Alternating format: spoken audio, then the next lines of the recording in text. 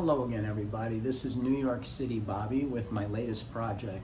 Now, I've been looking at Ed's website, which is called Experimental Airlines. Now, this is a design he came up with, I guess, quite a while ago. It's called the Ansley Peace Drone, aka the APD. Now, I've seen Ed's channel before in which he describes making a wing somewhat similar to flight test, but he calls it the Armin wing. And I've also been, my whole life, I've been attracted to unusual looking airplanes. So any airplane that has a canard or an unusual geometry, I'm always attracted to. So here is my finished APD, my Ansley Peace Drone. And I just want to say something, this airplane flies great. It's pretty large. It's hard for me to get it into the camera's view at this, with a camera this close. But let me just describe it to you. Okay, here is my completed Ansley Peace Drone, as taken right off of the website Experimental Airlines. This is Ed's design. I changed virtually nothing from his original design, just a few things here and there. I'll just describe them briefly. Ed talks about the propensity of these tube fuselages to parallelogram. So I have a piece here. Here's a leftover piece of fuselage, and you know what we're talking about, of course, is if you squeeze, if you push this on the diagonal, it does have a tendency to parallelogram. So to prevent it, Ed talks about putting in some formers inside the model. Now I just happened to kind of done this at first by accident, then by on purpose. These are the bulkheads I made. I doubled each one of them. So each one of mine are two pieces glued together, hot glued together. If you position them intelligently, you can get half of the former sticking out so that when you close your hatch, it won't go through the fuselage. So you can use these bulkheads. I used one here as well to prevent the hatch from going too far in. The only other differences I really made in the design is I'm not too in love with using the cards, the credit cards that Ed does. I originally had the credit card in here.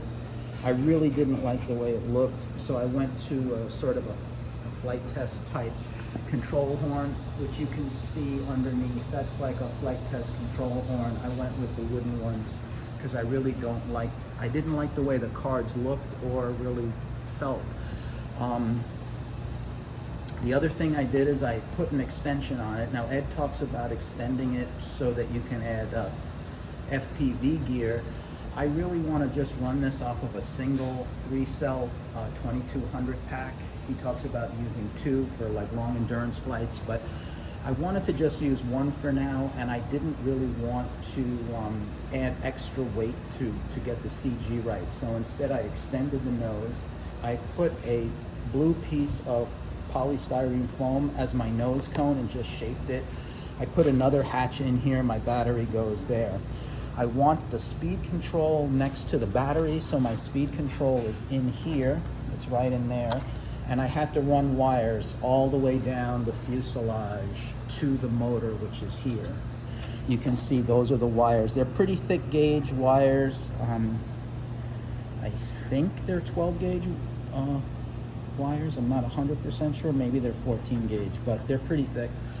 And that's basically it. Other than that, it's pretty much all Ed's design. I do have a very small wedge of foam here so that the canard has a little bit of a higher incidence of angle than the wing. So hopefully the canard stalls before the wing does. That's sort of the idea. And I'm taking all this video just in case this doesn't make it back. I have mounted here right now a 10x7 prop. I have with me a 12 prop as well, but hopefully this will be good. And that's about it. Okay, so the motor mount I made for my APD is a simple box structure. I laser cut these pieces of wood. They're very, it's not aircraft quality plywood. This is very lightweight, 1/8 inch plywood. A simple box structure with lots of holes cut out to lighten it up and allow you to change the motor, run the wires through it, and I just glued it in place.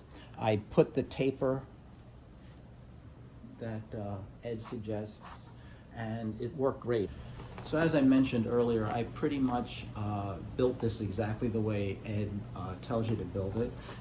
One of the only somewhat differences I made, and of course Ed talks about doing this as well, but I used the dowels that I used to hold down the wings go through the fuselage.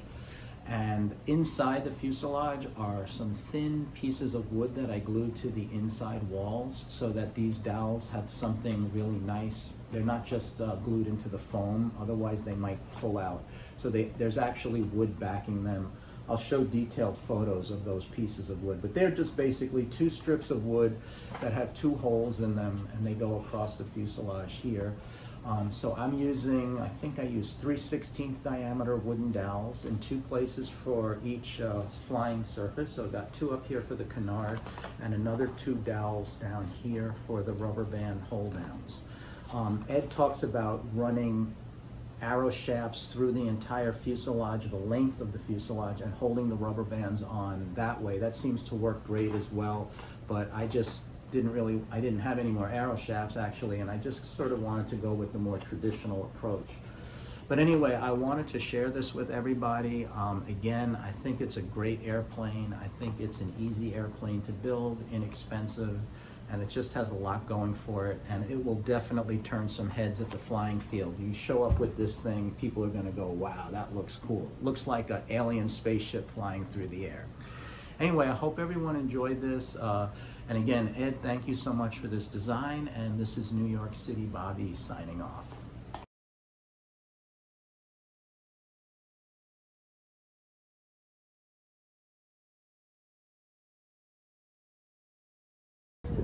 Okay, here we go. Try number 2. We think we had a bad speed controller. Oh, sweet.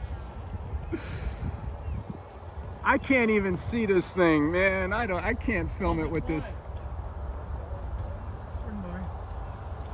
That looks great, Bob. It looks pretty cool, I got to say. How's it flying? I just don't know if I'm filming it or not. I really can't see it. Later. Oh yeah, there it was. Maybe I should put my glasses on. So much glare. That's no throttle right there.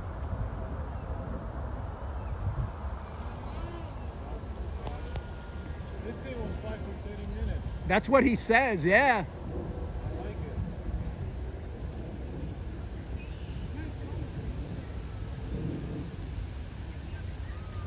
That color scheme was sort of like, use every color tape I have kind of thing. Yeah, high rate is working for me right now.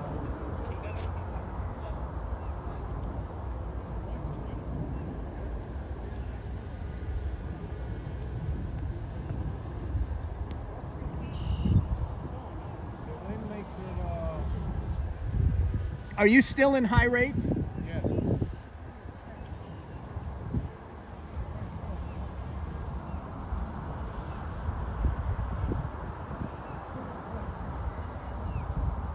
Let me do an approach. Are we putting it on the grass? Whatever you want. Do whatever's easy for you. Let me practice it. If it scrapes the pavement, it doesn't matter as far as I'm concerned. I should have put duct tape.